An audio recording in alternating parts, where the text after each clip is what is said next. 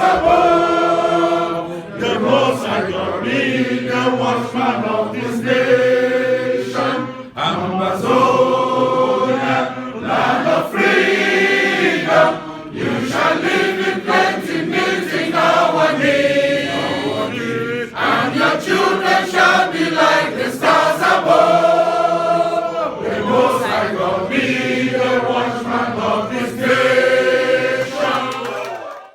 The meeting is now called to order. Roll call: Abakwa. Present. Chankor. Present. Axel. Here. Auntie. Here. Cousin. Present. Admin. Present. Yang. Present. Okay. We are going to begin talking about the history starting with 1954. Axel? On behalf of the group, I want to thank Abakwa a lot for the work he did last week. Condensing the discussions and bringing out pictures and images to back up whatever was being said was so good. I want to thank you on behalf of the group for putting in the time to have a coherent report and matching images. That was very good. They say a picture is worth 1,000 words. That's right. That's yeah. good. Thank So you. the fact that you could find those pictures to match whatever was being said was very good. I'm thinking that when we begin to refer to Southern Cameroons, per se, we should be referring to Southern Cameroon from 1954. The history of Southern Cameroons as a self-governing people begins from 1954. The federal West Cameroon state was just a skeleton of a federated state. There were many things that they are taking away from us. Even the prime minister who was elected, they imposed a federal inspector on him. In other words, in fact, there was a very good story where Chief Endeli, who was the Chief Justice of West Cameroon, had gone to open the assizes had gone to open the assizes in Kumba. The assizes was the season for the court season. By the status of Anglo-Saxon, he had to inspect the guard of honor. He got to Kumba, and the federal inspector of administration arrived to say he was the supreme head of West Cameroon, and it was him to do that. Endeli said he could. That was not right. And Endeli left, went back without opening the session because this guy tried to usurp the position. That happened twice. Ahijo had to intervene from Yaoundé to ask the federal inspector Jean-Claude Ngo to pipe low. That was what happened. So I'm using this story just to say that between 61 and 72, the Southern Cameroons, the cultures had already been very much diluted. In our discussions, if we are trying to look back, we should be looking back at Southern Cameroons, otherwise from 1954 up to 61 and beyond. Let's not focus more after 61. Thank you. I don't know. 1954 was when, after the London Conference, the British Southern Cameroons became self-governing in Buea, and that is when the culture of the people was at its most. Because, for example, let me take an example of a civil servant who was retiring. If you were back in Wa, behind Cambe, and you were going on retirement, on your last day of service, the last week of service, you received a letter from the head of the civil service, thanking you on behalf of the government for your services to the nation. And right in there, you had your emoluments, you had your entitlements, everything that was due, so that by the time you left your office, you went home with everything that you were due. This is the way the civil service was. I don't know what other aspect of life, but then the politics, there was no bitterness in politics. To begin with, in 1954, there was only one party, and Ndeli was the leader of government. Until 1957, when the KNDP was formed, there was only one government, one party, although the French Cameroonians who had escaped to West Cameroon were trying to get together under the umbrella of the UPC. But then by 1957, the way they were seen, the way their approach to politics was so strange in the region or in the territory that the UPC was banned. Although when it was banned, it resurfaced in the form of the One Cameroon OK. We must also understand that well, they use one of us. They are very good at using us. The fact is that the Ntumaza had lived somewhere around in Barmayo. I knew some French. In Ebolova. I knew some French. Yes, I knew some French. So they used him. The same thing that is being done now. They continue to use our people to colonize us. But so they used him to do the One Cameroon party. We must understand that this whole joining thing was masterminded by French Cameroonians who had been given refugee status in our land. So from 1957, the OK was one of the first opposition parties. The KNDP broke away from Ndeli's party and then started its own work, only to take over from 1959 in the first democratic, peaceful, fair, transparent elections, where the government of Ndeli that organized the elections lost. But I think our emphasis... So was that the first election in Africa? No, the first peaceful and transparent democratic change of government, change of administrations. Yes. No, my question is, was in Africa? Yes, in Black Africa. I think it was. In Africa, yes. It was. Okay, it's good to stress that. Yes, it was the first in Africa. That a political party, the incumbent organized elections and lost, and handed over peacefully, democratically to the opposition. And even then... And it's just because one person crossed over. Yes. Yes. And even then, when they had to go back to the UN, they went as opposition and government bench. When they had to go to Fumban in 61, it was not Foncha going alone. All the political leaders went. So at no point in the history of British Southern Cameroon has any one party or one person dominated the scene. Never. Yeah, never. Excellent. That's if I can continue from there, because that's it recounted the story very, very well. And I started doing something around 1964. At that time, I was 12 years old and I had just finished primary school. So I had an opportunity now to have an uncle who had gone to the youth transport school and was now working in Boya as the regional inspector of youth transports. So he's of late now. And that's my first trip to Boya was actually did not occur until about 6 years later when I finished Left there, went to Sacred Heart, finished Sacred Heart for 5 years. It's 9 I was out of Sacred Heart.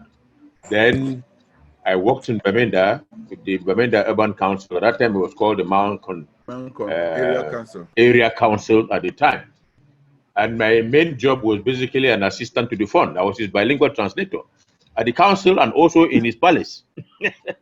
With the French I had learned from Sacred Heart for the 5 years that I was there. I was able to do some translations for the fund. So I knew something just before I left and then before this changeover in 1972. So just as my brother just finished saying, the civil service was first of all, there was calm, there was peace, there was happiness. Where can I start? In government, people were happy. In the police, they were happy. You didn't earn that much, but you were happy with what you earned because when you were employed, you immediately got your salary at the end of that first month that you were employed. In fact, when you were employed, the forms that you fill in the Public Service Commission in Boya, or you didn't have to go to Boya anyway, whoever was recruiting you, whether you were in Kambe, in Womb, and this is the thing, these places were open. You didn't have to come down to Boya for anything. Whenever you were recruited and the forms that were filled was all you needed to do to introduce yourself into the public service, into the civil service.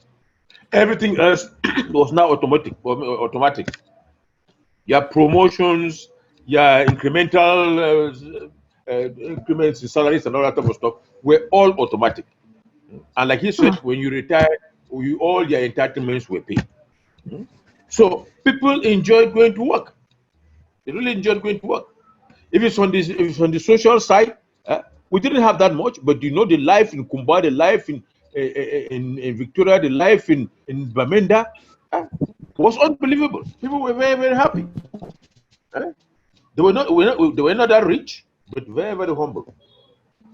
And then towards them started this party. I was a small child. I didn't know exactly what was going on, but all I knew was that party was banned, and Ahijo was constantly after him. So he kept running to my father's house all the time. All the time he ran to my father's house. And as Abakwa can see very well, and towards that, my father have an incredible resemblance that nobody. Sometimes they thought that they were brothers.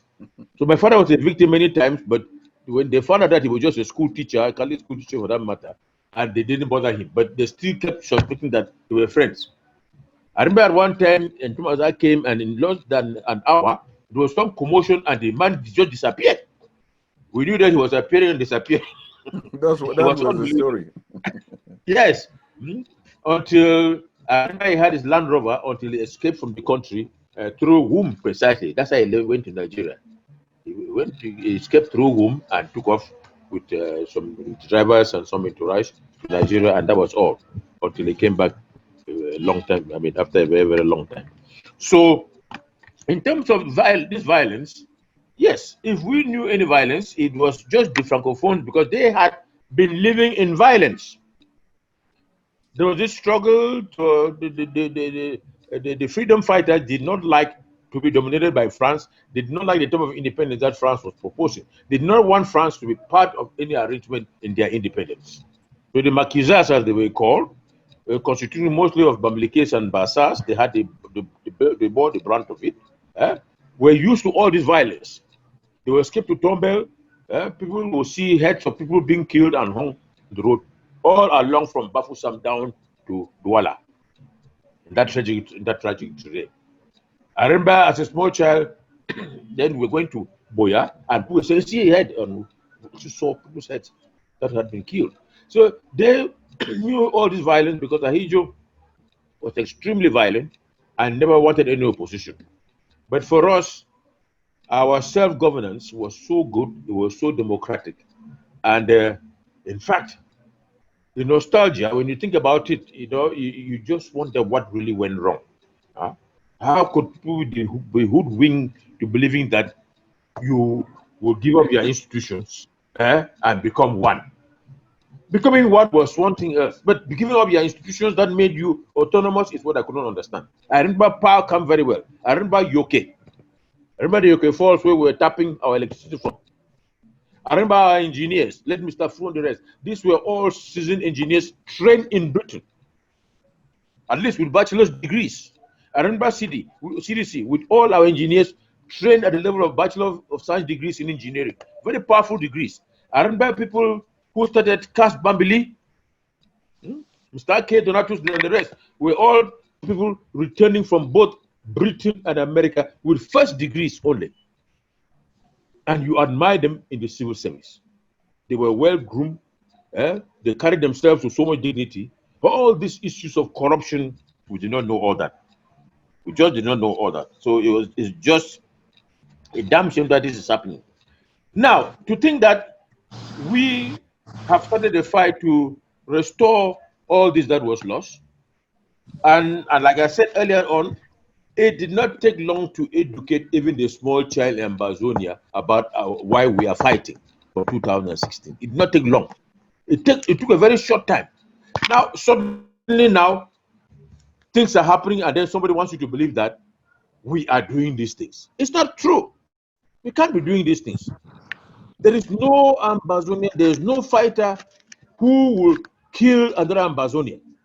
Even if with black legs or what they're calling, I don't think that would be the way to even to even deal with them. Imprison them or something like that, but we will not be killing. It is not in our culture. The continuous arrest, shooting, and killing of the young Ambazonian that is taking place unabated up to now and continuous as I'm talking right now on a daily basis. It's not part of our culture. Our boys are not involved in all this. They have been in the movement, have been infiltrated by all kinds of pulpit, by Tanganji, and I don't like to mention names, but we all know these are the people that he has paid. Everything for them to survive and to win, according to them, this war, which they will never win. So they'll spend money bribing people, getting criminals from prisons and all that, and giving them money to post as soldiers to trail the Amazonian forces and to be killing our people innocently. This is not part of our heritage. We are not used to this type of violence. We are not killing. Let that be told. And of course, each time they had refused the murders in Gabude, in Kambe, didn't they refuse it? In the end, it turned out that it was them. That's exactly what people are finding out. All this, the girl that was killing Muyuka the other day, it is them. Simple that are doing it. Last week they were in Libya, arresting many people and killing many, still burning houses as we are talking. It is not in our tradition. I don't know why any Amber force will go and burn a village and burn people and arrest them, to go and take them away and keep them away and do what with them. That's not our culture. We don't do that. So all those are lies. Don't believe them. It is the government doing all this, and it is well known that people that are documenting it, when the time comes, truth will be told. So here we are disgusted by all this. We're fed up, but we keep saying, well, the change will come. What is certain is that people abhor what is going on because it involves families. Is it because they cannot come out and talk now because they're afraid of their own lives? But the crimes have been committed and families are suffering and the pains are there. And all of us know who's committing this crime. So that is very, very clear. So we shouldn't be deceived. So the killings are still going on as I'm talking on a daily basis.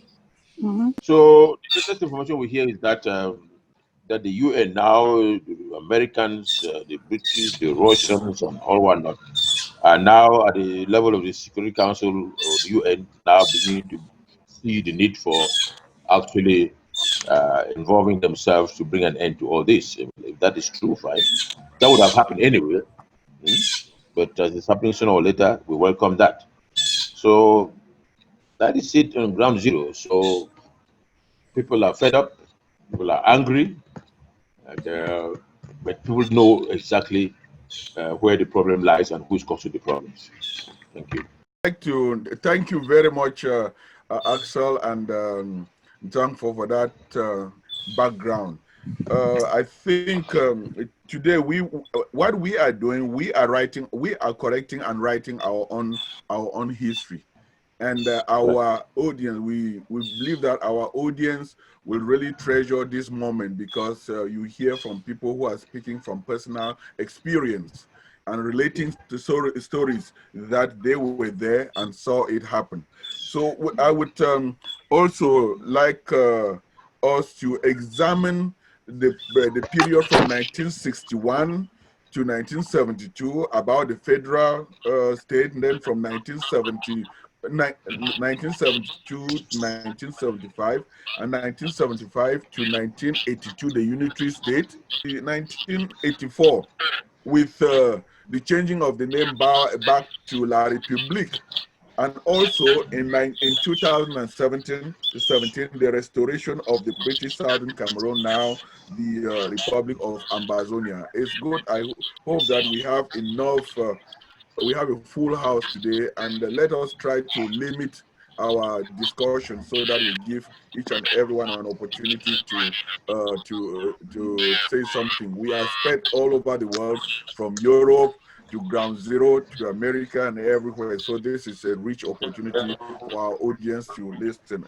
And before I end up, I think I will just read this that I discovered today, and it's a quote that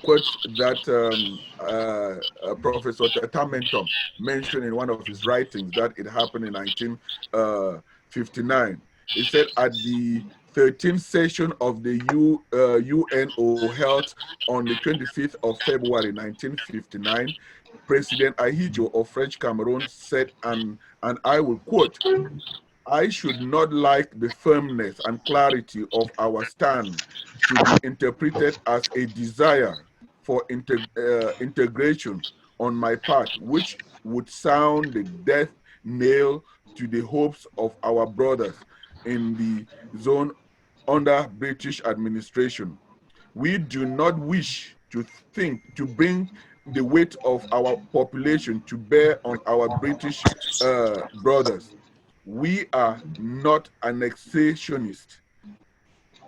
In other words, if our brothers of the British zone wish to unite with an independent Cameroon, we are ready to discuss the matter with them, but we will discuss it on a footing of equality.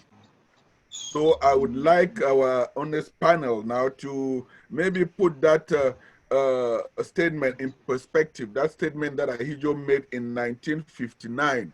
And I look whether that statement really holds true today. What happened? We are actually telling our story, our history, and everything. And it falls along the same lines that, you see, we started on January 1st, 1960, French Cameroon had its independence. The period between between 1961, the Southern Cameroon actually opted to be with them and to form a federated state. And then what happened in 1972, just because of the dishonesty that they were setting us into, Ahidjo unilaterally abolished the federation by gradually usurping our own authority. And then in 1972, we had the United Republic of Cameroon. At least it had that semblance of unity, that there are two something that united. But 1984, the French Cameroon, which originally its name at independence was the Republic of Cameroon, restored its statehood by actually seceding from that Federal Republic of Cameroon. And then in 2017, the British Southern Cameroon also restored its own identity and now called the Ambazonian, the Republic of Ambazonia. I think that admin, you will be able to walk us through and see how the government of President Ahidjo and Biya have actually facilitated and moved the British Southern Cameroon to restore its statehood by playing all these tricks. Thank you very much. I would like to thank all the participants for their brilliant participation. I've actually learned a lot from them. And I think this forum is doing wonderful work. Abakwa, I follow what you are doing. In fact, it's fantastic with the postings on YouTube. And I think we should keep on with this spirit because our people need to know the truth. And it's only that truth that will set us free. And because of the truth, I would like to start with a quote from our late patron, Dr. Martin Luma. I believe some of you know him. Dr. Martin Luma, what he said in 2002 in the US. Dr. Martin Luma is one of those patrons that actually took this struggle forward up to where we have it to up to where the other younger generation picked it up from there and continued. And yet this is what he said. Let me just read it very fast. They have beaten us, raped our children, forced our children to have sex with their mothers, and thrown us in the jails of La République du Cameroon. And no case has been answered. There is just no unity. But take care, we have no enemies. We do not want enemies. And we are walking with the truth in our lips. Those who walk under the influence of lies shall be proved by the word of law, by the word of dignity, by the word that we hope to build for the future of our people, a world of equality, a world of democracy. In fact, these were the wonderful words of Dr. Martin Luma. We remember he was one of the chairmen of the SCNC, the Southern Cameroon National Council. Yeah. So our people have always been moving with truth in their lips. From the time our people became God's chosen people, from the time they accepted to be the people chosen by God to bring light into the world, to bring the gospel of God into the into the African continent, God set actually a dichotomy or a big gap between the Ambazonia people and the rest of the African population. And our people from there took truth in their lips. And that is why in 1954, where we started this discussion, our people went by that truth. They decided to do what God wanted them to do. That is helping each other, discussing with each other, listening to each other, helping them. And we could see the endless administration. When they got the election, they lost the election, they did not just leave, they accompanied Foncha and even advised him through. So this is the Ambazonia spirit. We do not have any spirit of violence. We do not have any spirit of killing others. As we see what is going on today, that the government of La République Cameroon is trying to, to paint us black. But everybody is aware, they know that they are responsible for that. So our people are people who are made to walk in the path of God. And that is why God decided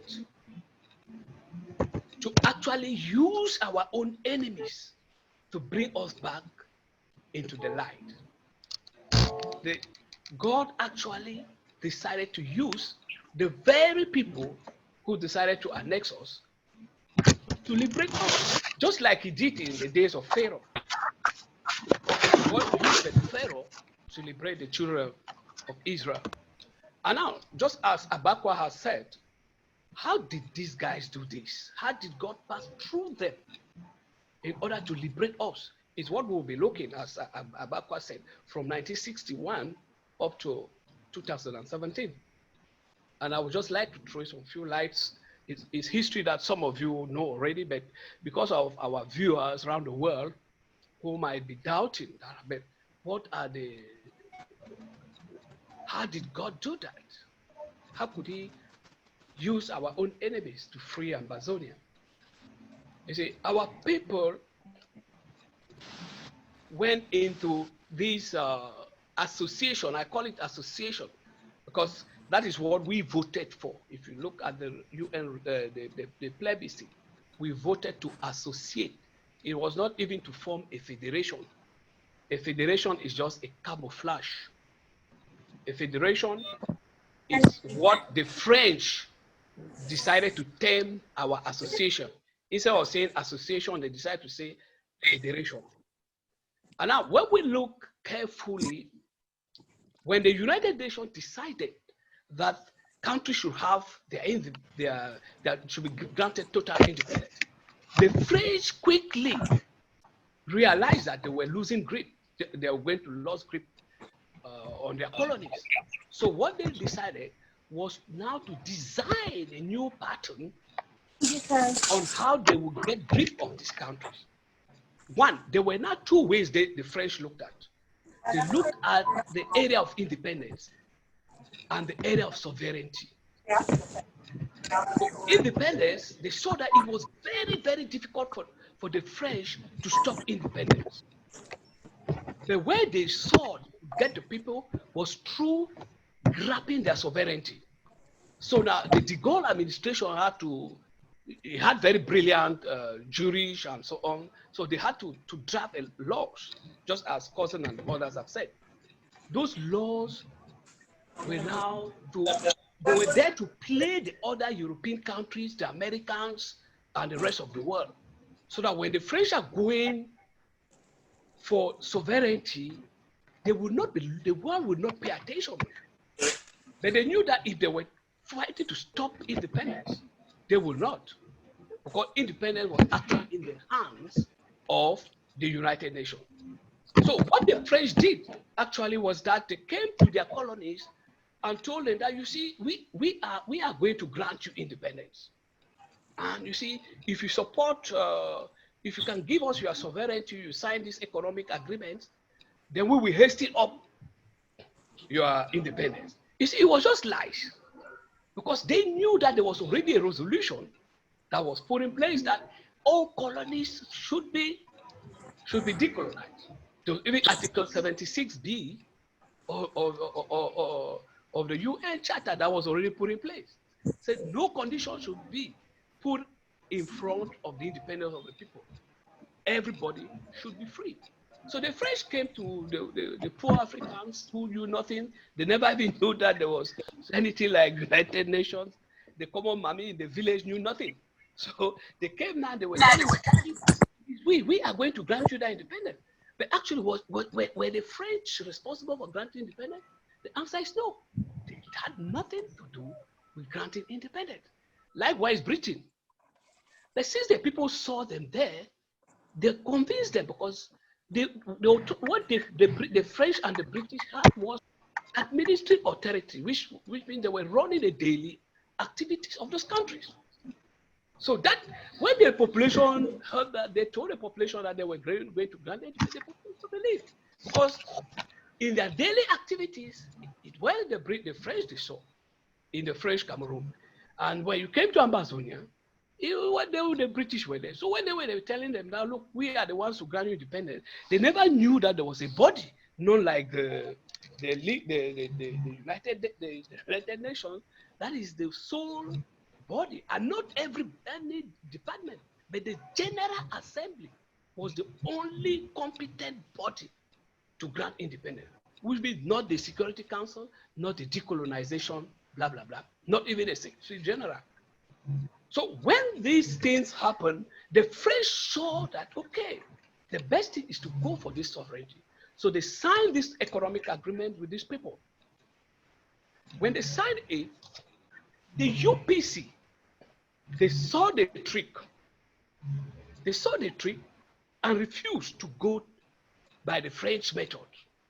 So the French, the UPC actually told the French Cameroon that, look, let's first of all get together with these our brothers.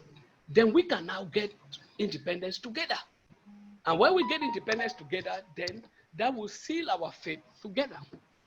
The French actually saw that it was a brilliant idea, but they could not believe that how could such brilliant idea come from a black man, from a black African, when we are the administrative authorities here? So they decided to design their own way. They decided now to find a way where they were going to get that sovereignty both from French Cameroon and Ambazonia and any other country that is under their control. Unfortunately, our people fell in that. And on 30th September, we were actually annexed. Because we were annexed on 30th September, for me, I see all what transpired after 30th September as a sham. I see that because on the 30th of September, the French moved in their military into our territory and we were annexed. So personally, when people ask me about 1st October as our Independence Day, why do we celebrate it? I tell them no. You see, because there were three things to take place during that 1st October. The first thing was the exit of Britain. The second thing was Britain handing over our sovereignty in our hands. That's our daily affairs, which means by handing our daily affairs into our own hands, it now empowered us to be able to negotiate further things associated with Cameroon, which the British never did. And the third thing that was supposed to take place on 1st October was the beginning of our association with Cameroon. So, but since these processes took the wrong path because we were already annexed, a day before then, all what took place was just the preparation, the package in which the French juries have prepared in order to take us as captives, in order to take us as a colony to them. And it started. When we now came, the first thing they told them, we say, look, instead of us going to all these confederation, let's take it gradually. We'll take it gradually. What we'll do, we'll go to a federation. Federation was not in the UN resolution. Federation was not in the votes, the plebiscite. We were to live as two separate nations, but associating on certain aspects, economy, foreign affairs, and blah, blah, blah. So we were not joining them. We were not joining them. But now, unfortunately, this happened. So we began working with them.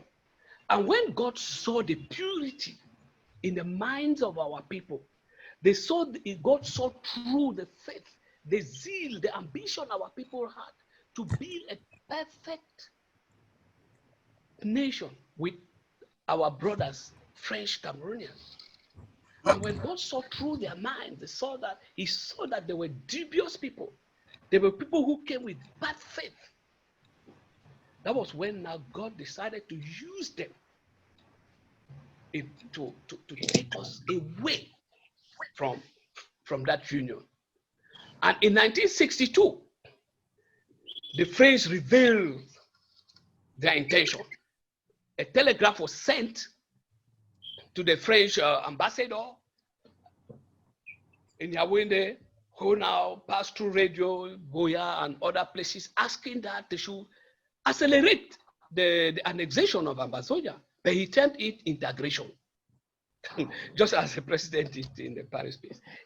He termed it annexation. He said they should say, because he wrote there that but we are not seeing French schools, we are not seeing more radio programs in French. So these people have to be francophonized. That was when our people started getting conscious of what was going on. And in 1970, Ahidjo now decided to take the French Cameroon into the Francophonie. We mean Cameroon became a member of the Francophonie, of which the obnoxious constitution of what they termed it federal constitution. Because there is something on that constitution that we Ambazonians, personally, I hate quoting that constitution. Because that constitution was not an agreed constitution of both countries. It was French Cameroon revised constitution, which they voted in their general, in their national conference in Kribi. And the deputy, there's something interesting there. The parliamentarians they were disturbed because they refused actually. But this is how Ayijo convinced them.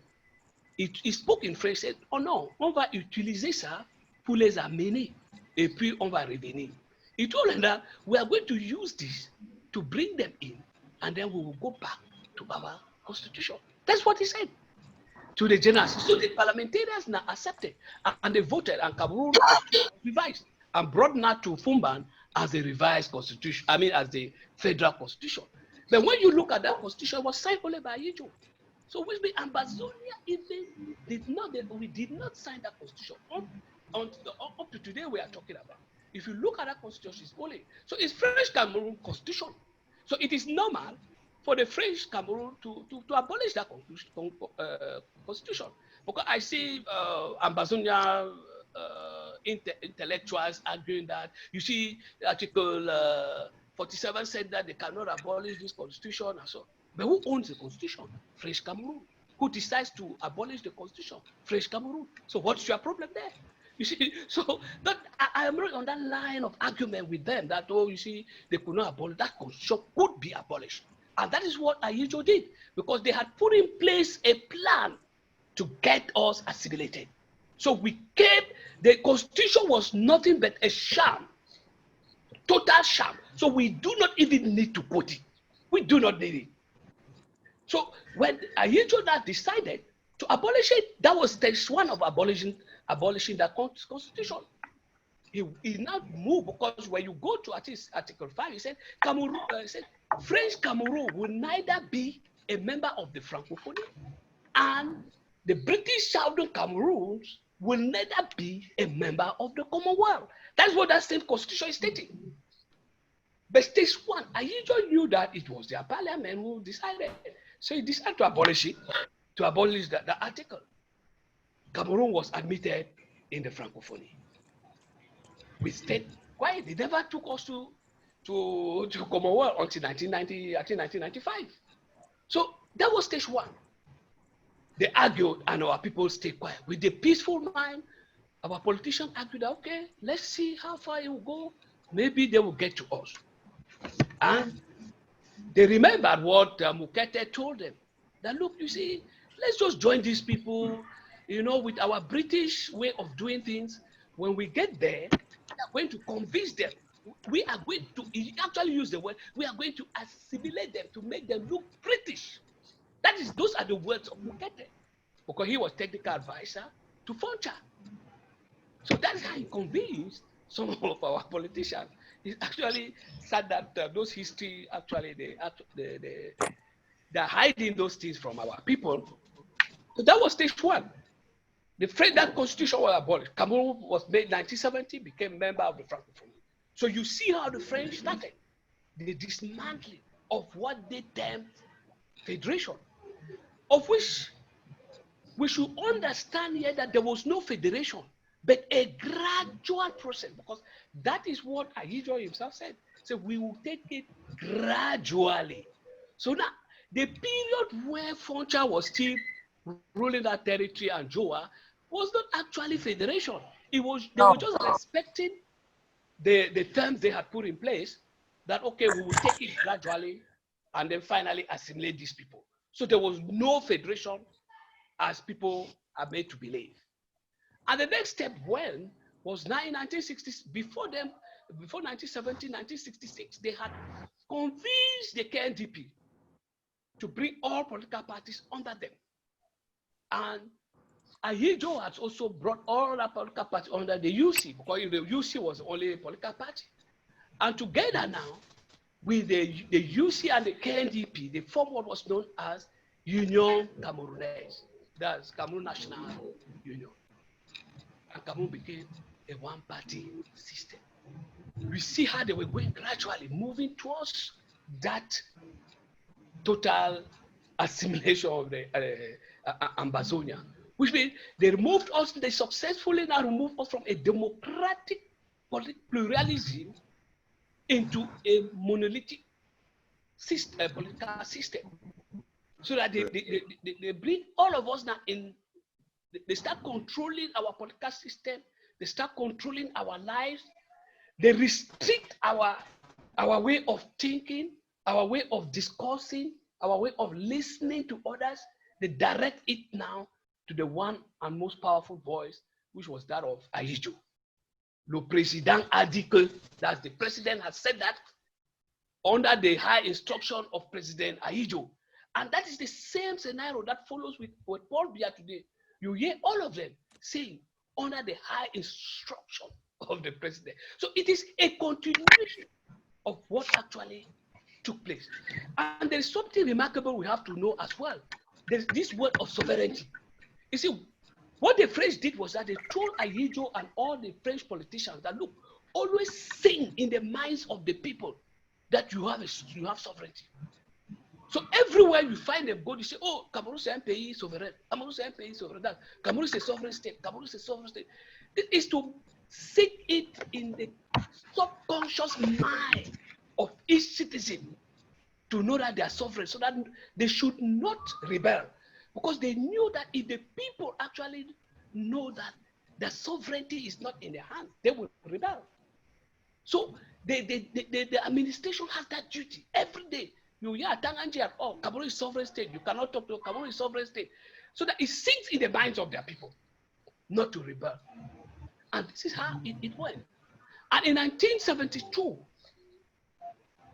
now the final blow, the next blow came, which was now the abolition of their fake federation. They themselves call it the term is abolishing the federal state of the country. But why will Ahidjo not do that? All was just fake. So it was easy for him. He and his parliamentarian, they knew. And that's why he passed it through the parliament. Oh, let's vote to see if we are going to join, we are going to abolish this or not. And it was clear that majority will come from them. And why? Because we should know that in this association, Cameroon or French Cameroon or La République du Cameroun do not have the power. They do not have the power of vote. They cannot decide. That power rests only on Ambazonians. It is Ambazonians who voted during the plebiscite, 11th of February and 12th of February 1961. It is us who voted to join them. So that power of choice is not in the hands of the Francophones, or what they call themselves Francophones today, or French La République du Cameroun. It is in our hands. So even the issue of referendum and so on, people try to bring up, it can only rest in the hands of Ambazonians, because it's we to decide. So that being done, Ahidjo abolished now that they are federal structure. So that was the next stage. They will bring us closer to assimilation, to total assimilation. And it went on. Unfortunately, Ahidjo could not finish his function, because he himself fell out with the French, and worse for him, Mitterrand came into power, his worst enemy. So when Mitterrand came into power, Mitterrand decided that in Africa, his first place and his first person to leave power among the French president would be Ahidjo. And this is simple. It's because, Mitterrand has once been loyal to some socialists who were against Ahidjo. And Ahidjo came and shot them. But then we were small. I was in Manfred Town. So they brought them there in Bacho Akagbe, where the former minister Egbetabi is. So they brought them there and shot them. So Mitterrand came to defend them and pleaded for Ahidjo not to kill them. Ahijo refused and asked Mitterrand to fly back. So unfortunately for him, Mitterrand now became president. And his first person he looked at was, say, hey, you have to leave that place. So that is how Ahijo saw that there was no way. He decided to hand over to another brilliant scholar trained by the French, Mr. Paul Biya, to continue the annexation, the process of annexation. And Paul Biya, being there since 1962, knew all these things. And again, God passed through him. In 1984, Mr. Paul Biya decided now to change the name of the country. Because Ahijo has removed it from Federal Republic to United Republic. So when Paul Biya took over now, the French said, okay, guys, we will have succeeded in bringing them up to now. Since we've succeeded in bringing them up to now, up to this stage, what we do is that you can now go back and fulfill the promises we gave the Cameroon Parliament in Kribi. Because the Parliament was told that the Constitution is just temporary. They will go back to their name, which is La République du Cameroun. So they had now, when Paul Biya came up, God now used Paul Biya and said, okay, fulfill what you promised your parliamentarians in your conference before the Fumban. Paul Biya now went, and in 1984, he passed the decree, the restoration law, restoring the name of restoring the name of their country which they had at independence. Women, La République du Cameroun. So Ahijo and Paul Biya now satisfied the desire of those parliamentarians. Because some of them were still alive. We should not forget. They were still alive. And they say, oh, which means finally. Some were even shouting, the president said, oh, finalement, on a eu les anglophones. That's finally gotten the anglophones. So it was a whole process. But God was gradually doing it. So restoring back their name. What God blinded their eyes, what they did not see, was that by going back to their name, they were actually abrogating international laws, which means they were now setting Ambazonia free. But now, this is how God continued to play the game. He did not just allow Ambazonia to go. If you look even in the days of the children of Israel, there were possibilities where God could just ask, just made for way that the children of Israel will be free, but he allowed them. What was the reason? The reason is God wanted to refine Ambazonia. So all what we see today is the process where God is refining us. And I bet you throughout this process, Ambazonia has learned a lot. And I will tell you that I will guarantee that from 2016 to now, to the smallest Ambazonia. So what God is doing now is chastising us, preparing us to enter that final stage, handing us back that territory that he had agreement with, so that we can fulfill his promise in Africa. Because that is what our forefathers agreed with God. Our people began gathering courage.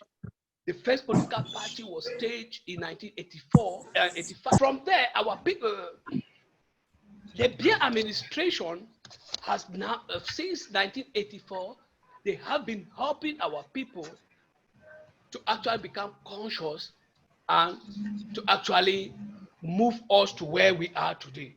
We looked at his admission of French Cameroon into the Commonwealth.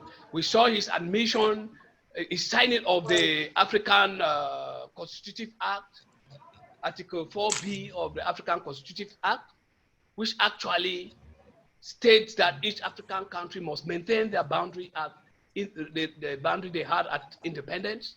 Cameroon went and signed it, which means confirming their cessation from their cessation from the fake union we had with them. And then French Cameroon continued. You see, even we see at the fake constitution, the 1996 obnoxious revised constitution of La République du Cameroon, it was never respected. The decentralization process was never respected, because had it been, they did that. Ambazonia this struggle would not have come to where it is today. And when we go, we can keep on, there are a lot of them. And when we even look at the AAC, before the AAC 1, AAC 2, we see what the French did. The French declared war on us. Mitterrand actually made it clearly that if we stand up, they should declare war on us. And that is why you see in 2017, a war was declared on us. But the French asked that the war should be declared. So they passed through the Cameroon, hiding behind Cameroon, and declare a war. Actually, the people killing ground zero are the French killing our people. So God has been using them to liberate us. And that is why we have to keep on. We have to keep on just as our leaders did. Why? Because we are moving with truth in our side. History is on our side. Truth is in our lips, just as Dr. Martin Luther said. And for certain, victory is ours. We are going to build a country, a future for our people, a world of equality, a world of democracy in that territory. And we are going to do the will of God as He had agreement with our people in the beginning. Thank you. Well, thank you so very much. That's very detailed history. Again, we are writing our history. When you write your history, you say it the way you want, the way it happened, and all those other hidden things, you put it point blank.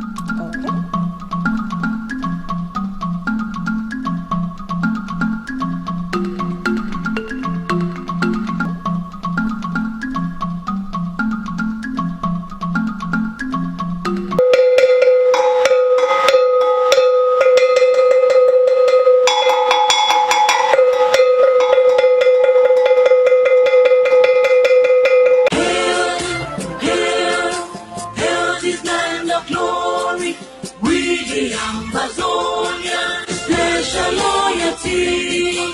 Praise our Savior who granted us the freedom. Allegiance to the hero who called the lonely gather. Glory will rise and never to fall. Hearing a nation flowing with milk and honey. Glory, glory, glory to the Father for making you a nation, a joy forevermore. Amazonia, land of freedom, you shall live in plenty, meeting our needs. And your children shall be like the stars above. The Most High God be the watchman of this day.